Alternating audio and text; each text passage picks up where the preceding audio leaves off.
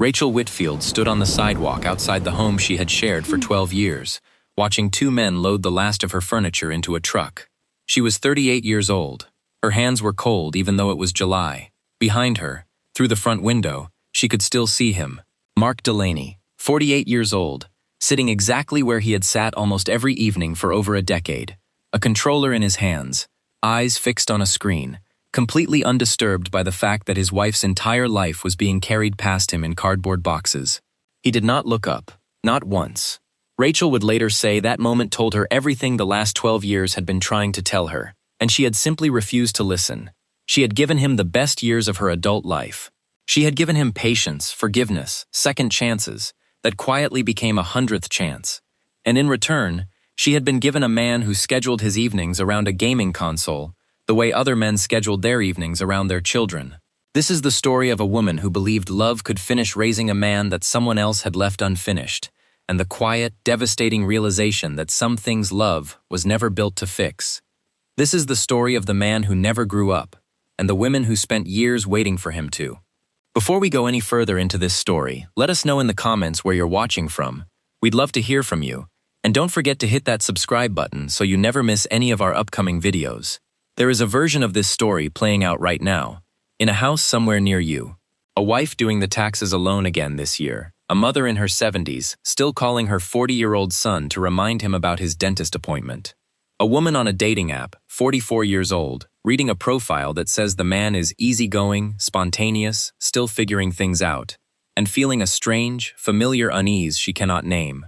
What she is sensing, without having the words for it yet, is a pattern that psychologists have studied for decades, a pattern hiding in plain sight inside marriages, inside families, inside relationships that look, from the outside, completely normal. Somewhere in this story is a moment researchers can point to almost exactly, a specific age, a specific missed lesson, where the ordinary business of growing up quietly stopped for one person, while everyone around him assumed it was still happening. Finding that moment is not simple. It rarely announces itself at the time. It hides inside decisions that feel small and forgettable in the moment they are made. A lawn left unmowed, an apology never required, a consequence quietly absorbed by someone who loved him too much to let him feel it.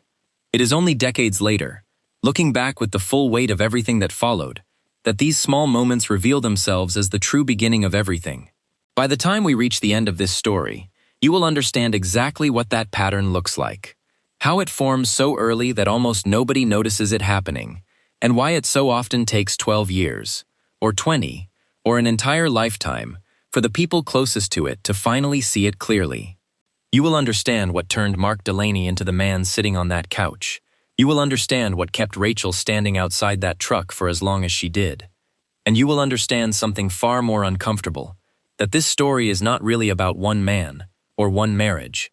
It is about a quiet crisis playing out across an entire generation, one still largely unspoken, and one you may already recognize sitting across the dinner table from you tonight. What makes this particular story worth telling is not that it is rare. It is worth telling precisely because it is common, playing out with only minor variations across countless households, largely unnamed and rarely discussed openly, because admitting to it can feel, for the person carrying the weight of it, like admitting to a failure that was never really theirs to own. Rachel herself said, looking back, that the hardest part was not the eventual ending. It was the years spent believing she was the only one experiencing something so specific, so strange, and so difficult to explain to anyone standing outside of it. Here is what we know for certain. Mark Delaney was, by every outward measure, a grown man. He held a steady job. He paid half the mortgage. He could carry a conversation at a dinner party and make an entire table laugh. And yet, underneath all of that, something had never finished forming. There was a version of Mark that had stopped developing somewhere around the age of 16 and had simply been carried forward inside an adult body for the next 3 decades, waiting for someone else to notice and waiting for someone else to fix it. The question at the center of this story is not whether Mark Delaney was a bad man. He was not. Everyone who knew him would tell you he was kind, funny, generous with his time when it suited him. The real question is far more unsettling. How does a boy become a man on the outside, while remaining a boy on the inside, for his entire adult life? And why did it take Rachel 12 years? 12 years of birthdays and holidays and quiet nights doing everything alone, to finally understand that the man she married was never going to finish growing up on his own. To understand what happened to Mark, we have to go back nearly 40 years, to a small house in a quiet neighborhood, where a boy named Mark Delaney was, by all appearances, the luckiest child on his street. His mother, Carol, adored him with an intensity that neighbors sometimes remarked on. She ironed his school uniforms every night. She packed his lunches until he was 15 years old. When Mark struggled in math class in the 8th grade, Carol did not sit with him and work through the problems. She called the school and asked them to move him to an easier section, and when they refused, she requested a different teacher entirely. This was not cruelty. It was love, expressed in the only language Carol knew, a language built entirely around removing obstacles before her son ever had to face them. When Mark forgot his homework, Carol drove it to school. When Mark broke a neighbor's window with a baseball, Carol paid for it quietly and never told him the cost, so he never understood what the consequence of his actions actually looked like in dollars and apologies. Every single time life presented Mark with a small, ordinary difficulty, someone stepped in front of him and absorbed the impact before it ever reached him. Richard's own childhood offered a partial explanation for the silence he carried into his marriage with Carol, though it was an explanation nobody in the family ever discussed openly. His own father had been a strict, undemonstrative man who viewed any display of emotion as weakness, and Richard had learned early that the safest response to any difficult feeling was simply to make himself scarce until it passed. He carried that same strategy into his own fatherhood, not out of indifference toward Mark, but because he had never once been shown what an alternative might look like. He loved his son in the only way he knew how, through steady financial provision and a quiet, distant presence, never realizing that Mark needed something else entirely, a model for how a grown man handles the uncomfortable moments life inevitably presents. Mark's father, Richard, was a different kind of absence. He was present in the house, technically, but emotionally he lived somewhere else entirely. Richard worked long hours, and when he was home, he retreated into the garage or the television, rarely engaging with his son beyond a nod at the dinner table. Richard had grown up in a household where feelings were treated as inconvenient, and he had carried that same silence into his own home, offering Mark no model for what it looked like for a grown man to sit with discomfort, to apologize, to take responsibility when things went wrong. There was no map for Mark to follow, only a woman clearing the road ahead of him, and a man who had quietly checked out of the entire process. By the time Mark reached his 20s, this pattern had become invisible to everyone inside it, the way water becomes invisible to a fish that has never known anything else. He moved out at 19, technically independent, but Carol still did his laundry every other weekend when he visited. When his car broke down, his first call was not to a mechanic, it was to his mother, who quietly paid the repair bill and told him not to worry about paying her back.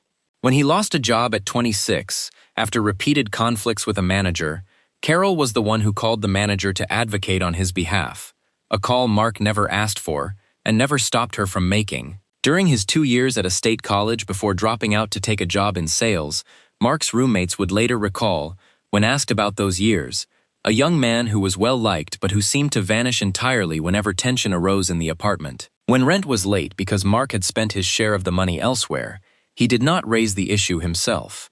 He waited, silently, until one of his roommates brought it up, and then apologized just enough to smooth the moment over, without ever actually resolving the underlying habit. One roommate, interviewed years later, described Mark as someone who seemed to be waiting for every problem to solve itself, and who was almost always right, because someone else in the room would eventually step in and solve it for him. Nobody in that apartment recognized it as anything more than a mildly frustrating personality quirk. It would take another 2 decades, and 1 marriage, before anyone understood it as the same pattern that had been quietly forming since Mark was a teenager, simply wearing a new face for a new decade of his life. None of this looked like a crisis from the outside. It looked, to most people who knew the Delaney family, like a mother who simply loved her son very much. It is only with the benefit of distance, and the benefit of everything that came after, that we can see what was actually happening. Every rescue, every removed obstacle, every quietly paid bill, was teaching Mark something that would define the next 30 years of his life. It was teaching him that discomfort was something other people absorbed on his behalf. It was teaching him that consequences were negotiable. if the right person intervened quickly enough.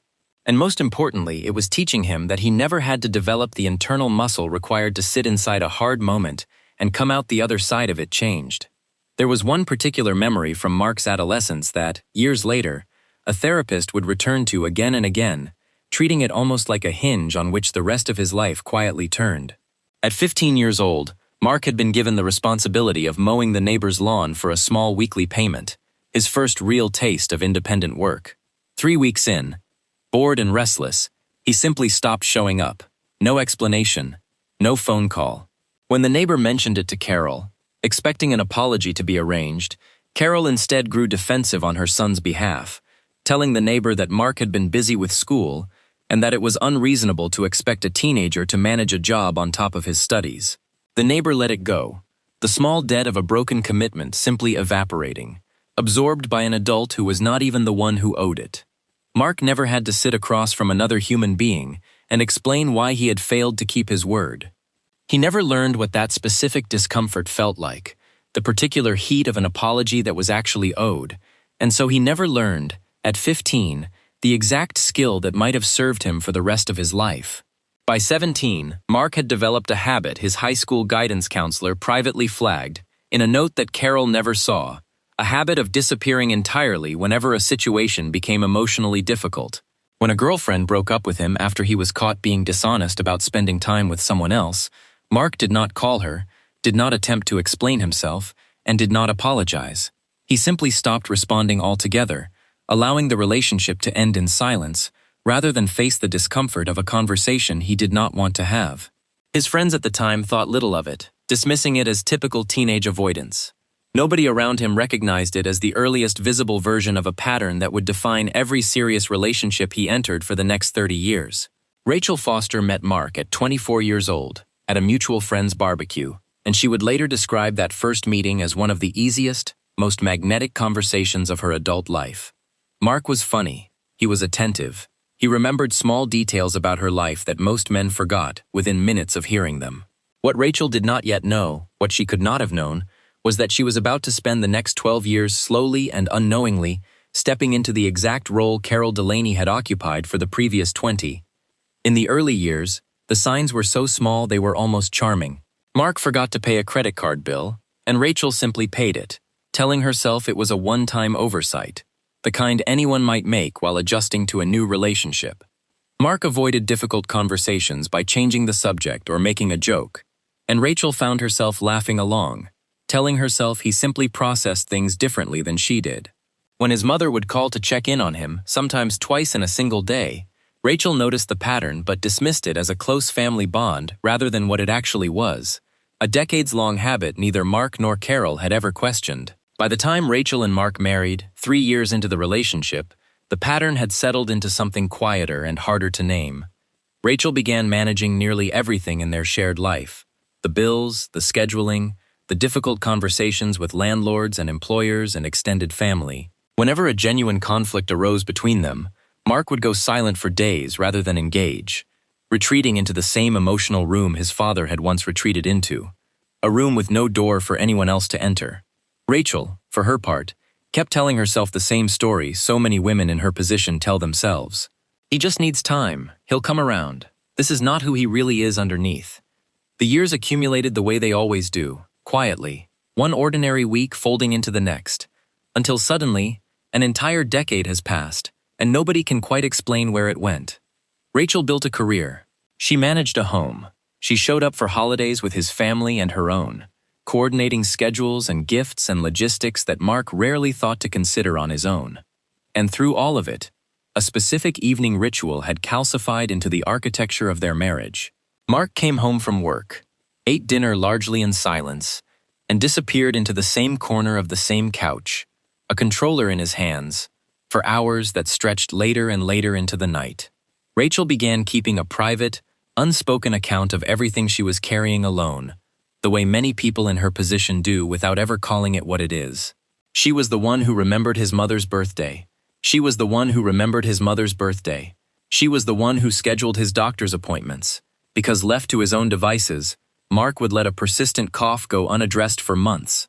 She was the one who noticed, with a growing and specific dread, that whenever something in their life required difficulty, an uncomfortable phone call, a hard financial decision, an honest conversation about where the marriage was heading, Mark would simply disappear into that same corner of that same couch, and the conversation would quietly die there, unresolved, the way it always did. There was a specific holiday, roughly 8 years into the marriage, that Rachel would return to often in her memory. Mark's sister had invited the extended family for a difficult Thanksgiving, following a disagreement over their aging mother's care arrangements. It was the kind of gathering that required someone to gently mediate, to acknowledge hurt feelings, to keep the day from fracturing entirely. Rachel spent the entire afternoon quietly managing the tension in the room, checking in with Mark's sister, redirecting conversations away from the argument still simmering beneath the surface. Mark, meanwhile, spent much of the afternoon in the next room with his nephews, playing video games, physically present in the house but entirely absent from the actual emotional work the day required. Driving home that night, Rachel asked him gently why he had not helped manage the tension at all, and Mark seemed genuinely confused by the question, as though it had simply never occurred to him that this was something he might have been expected to do. There is a particular kind of exhaustion that comes from being the only adult in a two-adult household, and it does not arrive all at once. It arrives in small increments, one skipped conversation at a time, one absorbed responsibility at a time, until the person carrying it all can no longer remember what it felt like to share the weight of an ordinary life with someone else. This was the exhaustion Rachel had been quietly living inside for years, long before she had the language to describe it, long before she understood that what she was experiencing had a name, and that name was not simply an unhappy marriage. There is a particular kind of exhaustion that comes from being the only adult in a two-adult household, and it does not arrive all at once. It arrives in small increments, one skipped conversation at a time, one absorbed responsibility at a time, until the person carrying it all can no longer remember what it felt like to share the weight of an ordinary life with someone else. This was the exhaustion Rachel had been quietly living inside for years, long before she had the language to describe it, long before she understood that what she was experiencing had a name, and that name was not simply an unhappy marriage. There was a financial thread running underneath much of this tension as well, one Rachel rarely spoke about even with close friends. Several years into the marriage, Rachel discovered a modest but persistent pattern of credit card debt Mark had accumulated and never mentioned, small purchases here and there that added up quietly over time, video game subscriptions, impulse electronics, charges he seemed to genuinely forget the moment he made them. When Rachel raised it, gently, Mark did not deny it or grow angry. He simply seemed puzzled by her concern, as though the debt would eventually resolve itself the way so many other things in his life always had, through someone else's quiet intervention, a bonus at work, a loan from his mother, some fortunate turn that would make the difficult conversation about spending unnecessary. Rachel ended up consolidating the debt herself, adjusting their shared budget without ever receiving so much as a proposal from Mark about how he might change his own habits going forward. Around the 10th year of their marriage, a smaller incident occurred that Rachel would later recognize as a preview of the larger rupture still waiting ahead of her. Mark's father, Richard, was hospitalized briefly after a minor cardiac event, and in the days that followed, the family needed someone to coordinate hospital visits, insurance paperwork, and conversations with Richard's doctors. Mark, faced with the prospect of sitting in a hospital room, absorbing difficult medical information about his own father, found reasons to be elsewhere. He handled a work call that could have waited. He ran an errand that could have been postponed. Rachel ended up sitting beside Richard for the difficult conversations, taking notes, asking the doctors the questions Mark could not bring himself to ask. Richard recovered, but Rachel never forgot the specific image of her husband pacing in a hospital parking lot rather than sitting inside the room with his own father, and what that told her about how Mark handled anything requiring him to remain present through fear. The specific night that changed everything began, as these nights so often do, over something almost embarrassingly small. Rachel had asked Mark, calmly and directly, to handle a single phone call to their insurance company about a billing error that had been sitting unresolved for nearly 3 weeks. It was a 15-minute task. Mark had said he would take care of it 3 separate times that week, and 3 separate times, the call had gone unmade. When Rachel asked him about it that evening, gently at first, Mark did not apologize. He did not explain. He simply stood up, said she was making a bigger deal out of it than it needed to be, and walked into the next room, turning on the television as though the conversation had never happened at all. Something in Rachel broke quietly in that moment. Not loudly, not with tears, but with a kind of clarity that had been building beneath the surface for years and had finally reached the top. She sat alone in the kitchen that night, replaying not just that evening, but hundreds of evenings that had unfolded the exact same way, and she asked herself, for what felt like the first time out loud, whether this was ever going to change, or whether she had simply been waiting, for 12 years, for a transformation that was never coming. In the weeks that followed, Rachel did something she had never allowed herself to do before. She began researching, quietly, late at night after Mark had gone to sleep, searching for language to describe what she had been living inside for so long. She was not looking for a way to leave. She was looking for a way to understand. And what she found, buried inside psychological literature that had existed for decades, described her marriage with an accuracy that unsettled her. Psychologists have long studied a pattern they refer to as failure to launch, a term originally used to describe adult children who remain financially or emotionally dependent on their parents well into adulthood, unable or unwilling to take on the responsibilities typically associated with independent adult life. But researchers have increasingly recognized that this same pattern does not end when a person moves out of their childhood home. It simply relocates, transferring the same dynamic onto a spouse or partner, who unknowingly steps into the exact role a parent once occupied, absorbing responsibility, softening consequence, and managing the emotional labor that the arrested partner never learned to carry on his own. Clinicians who work with couples in this exact situation often note that the pattern is rarely obvious to either partner until it has already caused significant damage, because both people involved are, in their own way, simply doing what feels natural to them. The underdeveloped partner is not consciously choosing avoidance each day, and the over-functioning partner is not consciously choosing to enable it. Both are operating on habits formed decades earlier, long before either of them ever met. And it is only when a therapist, a friend, or a moment of crisis holds up a mirror that either person begins to see the shape of what they have actually been living inside.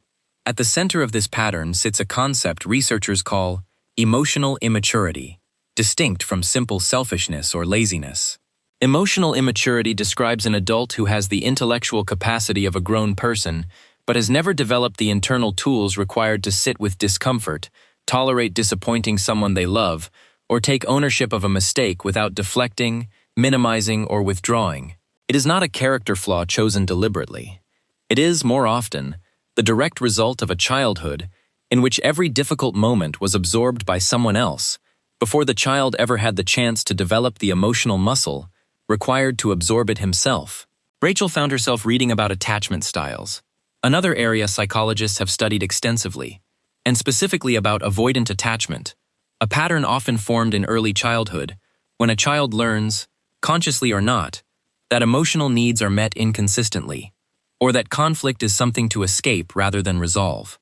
An adult with an avoidant attachment style will often withdraw at precisely the moment closeness or accountability is required, retreating into distraction, silence, or distance, rather than remaining present through discomfort. Reading this, Rachel thought immediately of that same corner of that same couch and the countless nights Mark had disappeared into it, rather than stay in a room with her during a hard conversation. What struck Rachel most, reading late into those quiet nights, was a term she had never encountered before, but that described her mother-in-law with unsettling precision.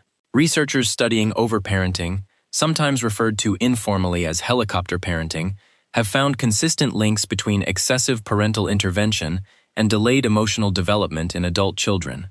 When a parent consistently removes obstacles, absorbs consequences, and resolves conflicts on a child's behalf, well beyond the age when that child should be developing those skills independently, the child does not learn resilience. He learns dependency, disguised as love, and he carries that dependency forward into every relationship that follows, searching, often unconsciously, for someone else willing to play the same role his parent once played. Researchers who study masculinity and cultural expectation have also pointed to a specific double standard that quietly reinforces this entire pattern from the outside. Boys are frequently praised for the same behaviors that would draw concern if displayed by a daughter of the same age. A messy room excused as simply being a boy, a forgotten responsibility waved away with a laugh, an emotional shutdown described as him just needing his space. These small, repeated messages accumulate over an entire childhood, teaching boys like Mark that a certain amount of avoidance and irresponsibility will always be met with indulgence rather than expectation. By the time these boys reach adulthood, the lesson has become so deeply embedded that neither they nor the people around them fully recognize it as a lesson at all. It simply feels like the way things have always been. There is a specific cultural dimension to this pattern that researchers have also begun documenting more closely in recent decades, describing what some studies refer to as extended adolescence, a broader societal shift in which markers of traditional adulthood, financial independence, marriage, home ownership, sustained career commitment, arrive significantly later than they once did. Combine this cultural shift with the accessibility of technology designed specifically to be immersive and endlessly available, and you have created, almost by accident, an entire generation of environments, perfectly engineered to allow a person to avoid the discomfort of adult responsibility indefinitely. One more level, one more match, one more evening, disappeared into a screen rather than into the harder, slower work of an actual marriage. Researchers studying this broader cultural shift toward extended adolescence have pointed to several converging factors: rising costs of independent living, delayed average age of marriage, and career paths that no longer follow the same predictable timeline they once did decades earlier. But researchers have also pointed to something more specific and more personal: the role that immersive technology plays in giving an emotionally underdeveloped adult an accessible, socially acceptable place to retreat whenever real life becomes uncomfortable. A video game does not ask its player to apologize. It does not require difficult conversations or emotional accountability. It offers instead a controlled environment where effort reliably produces reward, an environment that can feel, to someone who never learned to tolerate the unpredictability of real relationships, far safer than the living room he is actually sitting in. Rachel began to notice, once she had this language, a pattern of red herrings, explanations she and everyone around her had reached for over the years that felt true, but were never quite accurate. Friends had suggested Mark was simply lazy. Rachel's own mother had suggested it was a money problem, that Mark would step up once the financial pressure became severe enough. Mark's own mother, when Rachel had once gently raised a concern, had said simply that boys mature slower than girls, and that Rachel needed to be patient. Each of these explanations offered comfort, because each of them suggested a simple fix: more pressure, more time, more patience. None of them addressed the actual mechanism underneath, a nervous system that had never been required to develop the tools necessary to sit inside discomfort and remain present through it. Rachel also came across a body of research describing what sociologists call invisible labor, or sometimes emotional labor, the unpaid, often unacknowledged work of managing a household's emotional and logistical needs, remembering birthdays, anticipating conflicts before they happen, smoothing over tension between family members. Studies on the division of this labor within marriages have consistently found that one partner often absorbs the overwhelming majority of it, frequently without either partner ever explicitly agreeing to that arrangement. It simply accumulates, one small task at a time, until it becomes an invisible second job that only one person in the household seems to notice is being worked. Closely related to this was a concept Rachel found described in research on codependency and enabling behavior, a pattern in which one partner's well-intentioned efforts to help actually remove the natural consequences that might otherwise motivate change in the other. Every bill Rachel had quietly paid on Mark's behalf, every uncomfortable phone call she had made so he would not have to, every argument she had allowed to fade into silence rather than push toward resolution, had functioned, without her ever intending it, in exactly the same way Carol's interventions once had. She had not caused Mark's emotional immaturity, but she had, in trying to keep the peace and keep the marriage functioning, unknowingly continued the very pattern that was preventing him from ever needing to change. The clearest piece of evidence Rachel encountered during this period came not from research, but from a single sentence Mark said to her, almost in passing, during a rare moment of honesty, roughly 11 years into their marriage. Rachel had asked him, during one of the few conversations he did not immediately retreat from, why he found it so difficult to simply sit with her during an argument instead of leaving the room. Mark thought about it for a long moment, and then said something that would stay with Rachel for the rest of her life. He said he did not actually know how to do that nobody had ever made him do it before, and that some part of him still expected that if he waited long enough, the problem would simply resolve itself, without him having to be the one to resolve it. The conversation that led to that sentence had not begun as a breakthrough. It began, like most of their difficult conversations, with Rachel raising a concern and Mark instinctively reaching for his usual exit. A joke, a subject change, a quiet retreat toward the next room. But that particular evening, Rachel did something different. She did not let the silence swallow the moment, the way it always had before. She sat across from him and simply waited, refusing to fill the discomfort herself, refusing to soften it, or manage it, or carry it for him, the way she had carried nearly everything else for over a decade. The silence stretched long enough that it became its own kind of pressure, and it was inside that unfamiliar, uncomfortable stillness that Mark finally said the thing he had never said out loud before. That sentence was the twist Rachel had been circling for over a decade, without ever quite reaching it. This was not a story about a man who refused to grow up out of selfishness or malice. This was the story of a man who had never once, in 48 years of life, been required to develop the specific internal skill of remaining present through discomfort.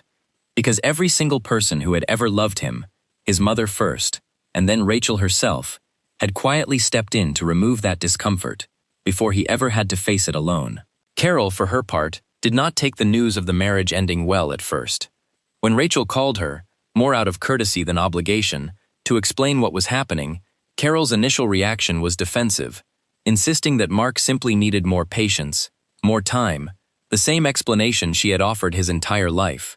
But something in that phone call seemed to lodge itself in Carol as well, because months later, at a family gathering Rachel attended briefly for the sake of a shared niece's birthday, Carol pulled her aside and said something Rachel had never expected to hear. She said she had spent so many years protecting Mark from every hard thing that came near him that she had never once stopped to ask what he was missing by never having to face any of it himself. It was not an apology, not exactly, but it was the closest thing to self-recognition Carol had ever offered in the decades Rachel had known her, and it confirmed something Rachel had already come to understand through all her reading, that this pattern rarely begins with cruelty. It begins with love that never learned where its own limits should be. This realization did not soften Rachel's decision to leave. If anything, it clarified it. Understanding why a pattern exists does not obligate a person to remain inside it indefinitely, waiting for a change that the other person has shown no genuine willingness to pursue. What it did give Rachel was something she had been missing for 12 years, an explanation that finally made sense of everything she had lived through, and a clear, sober understanding that she had spent over a decade trying to finish raising a man that someone else should have finished raising decades earlier, and that this was never a job she had actually signed up for, nor one she was ever going to be able to complete on her own. In the months following that conversation, Mark did something that surprised almost everyone who knew him, including Rachel. Faced finally with the departure he had spent years assuming would never actually happen, he began, slowly and imperfectly, to seek help. He started attending individual therapy, something his own father had never modeled and something Carol had never encouraged, because acknowledging the need for it would have required acknowledging everything that had come before it. In those sessions, Mark began the slow, unglamorous work of learning. At 48 years old, skills most people begin developing in early childhood. How to sit inside an uncomfortable feeling without fleeing it. How to apologize without immediately explaining it away. How to remain present in a hard conversation instead of disappearing into the next room. In the months following that conversation, Mark did something that surprised almost everyone who knew him, including Rachel. Faced finally with the departure he had spent years assuming would never actually happen, he began, slowly and imperfectly, to seek help. He started attending individual therapy, something his own father had never modeled and something Carol had never encouraged, because acknowledging the need for it would have required acknowledging everything that had come before it. In those sessions, Mark began the slow, unglamorous work of learning. At 48 years old, skills most people begin developing in early childhood. How to sit inside an uncomfortable feeling without fleeing it. How to apologize without immediately explaining it away. How to remain present in a hard conversation instead of disappearing into the next room. That work was neither fast nor comfortable. Mark's therapist would later describe the early months of their sessions as some of the most difficult of his practice. Not because Mark was resistant, but because Mark had spent 48 years without ever needing to build the specific muscles now being asked of him. And building a muscle that has never once been used is a slow and often humbling process at any age. There were sessions where Mark sat in silence for long stretches, unable to locate words for feelings he had never before been required to name. There were weeks he nearly stopped attending altogether, telling himself the work was pointless now that the marriage was already ending. What kept him returning, he would later say, was a specific and uncomfortable realization that if he walked away from this work now, he would simply carry the exact same unfinished parts of himself into whatever relationship came next, and someone else would eventually stand where Rachel had once stood, staring at the same unchanged pattern. The marriage itself did not survive. Rachel moved into a small apartment across town, and in the quiet of those first few months alone, she described feeling something she had not expected. Not just grief, but a strange, unfamiliar lightness. The specific relief of no longer being the only adult managing an entire shared life. She was not angry at Mark, not by the end. She understood, with a clarity that had taken 12 years and a great deal of difficult reading to arrive at, that he had not been withholding effort out of cruelty. He had simply never been given the tools, and by the time he finally began building them, the marriage that might have benefited from that growth had already run out of time. In that small apartment, Rachel noticed details about her own daily life that she had nearly forgotten were possible. Paying a single bill without checking whether Mark had remembered his half. Sitting through an entire evening without waiting for a difficult conversation to quietly die in another room. Friends who visited during those first months would later say Rachel seemed, in small and specific ways, younger than she had in years. Not because the divorce had been easy, but because the invisible weight she had been carrying for over a decade had finally been set down. She began, slowly, to rebuild a version of her own life that did not require constant management of someone else's unfinished growth, and in doing so, she rediscovered parts of herself that had quietly gone missing somewhere in the middle of those 12 years. This is, in many ways, where most stories like this one would end, with a lesson about boundaries or timing or the importance of addressing problems early. But there is one more layer to this story worth sitting with, because it reframes everything that came before it. The pattern we have just described, arrested emotional development, absorbed consequence, a partner quietly stepping into a parental role, is not, despite the title of this video, exclusive to men. Researchers have documented the exact same dynamic playing out with women as the emotionally underdeveloped partner and men quietly absorbing the caretaking role instead, the details shifting, the underlying mechanism identical. What determines who ends up playing which role in a given relationship has less to do with gender itself and far more to do with which partner was raised inside a childhood where discomfort was consistently removed before they ever had the chance to build resilience against it. This reframes the central question of this entire story. The question was never really whether Mark Delaney was a good man or a bad one. Good men are capable of remaining emotionally unfinished for decades, not because they lack goodness, but because nobody ever required them to finish the work. The real question, the one this story leaves each of us sitting with long after the final scene fades, is a far more personal and uncomfortable one. It is not about identifying the man-child sitting on someone else's couch. It is about honestly examining our own lives, our own relationships, our own children, and asking where we might be quietly removing the very discomfort that someone we love actually needs in order to finish growing up. Consider for a moment the parents reading this story who are still, right now, calling their adult son's landlord to negotiate a late fee or covering a car payment they have quietly told themselves is a temporary favor, when in truth it has continued for years. Consider the partners who have grown so practiced at absorbing an argument alone that they no longer notice they are doing it.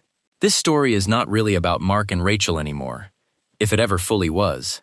It is a mirror held up to an ordinary, common household pattern, one built slowly, out of love, out of good intentions, and one that quietly costs both people involved more than either of them ever intended to pay. There is also a quieter, generational thread running underneath this entire story, one worth naming before we close. Carol had, in her own way, been raised by parents who demanded a rigid, unforgiving kind of independence, one that left little room for comfort or reassurance of any kind. In overcorrecting so completely for the coldness of her own upbringing, she built an environment so soft and so forgiving that Mark never had the chance to develop the resilience that comes only from occasionally being allowed to struggle. Patterns like this rarely repeat themselves identically from one generation to the next.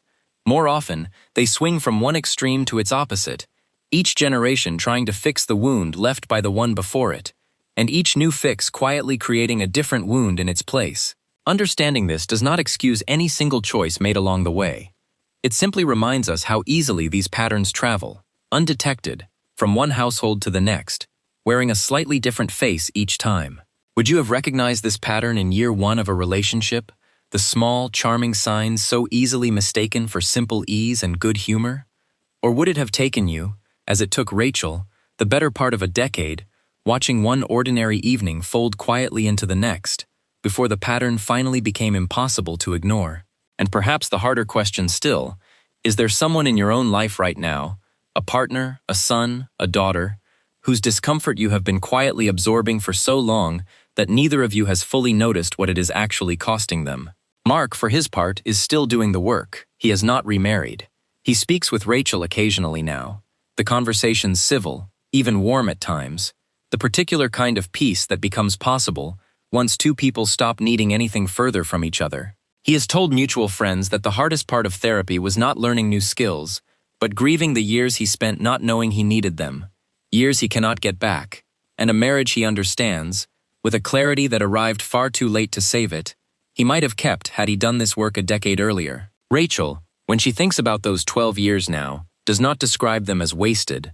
She describes them, instead, as the years she spent learning a lesson she now carries into every relationship that follows. The difference between loving someone and quietly finishing the job someone else left undone. If this story stirred something in you, we would genuinely love to hear about it. Tell us in the comments whether you have witnessed this pattern up close, in your own marriage, your own family, or your own past relationships, and whether you recognized it at the time or only understood it looking back. And if this story left you thinking, wait until you hear the story we have prepared next, about the opposite pattern entirely, the woman who learned so early to need absolutely nobody that she built an entire life around never being disappointed again. If you want more stories like this one, the quiet psychological patterns running underneath the relationships we think we already understand, subscribe now, because there is a new one waiting for you every single week.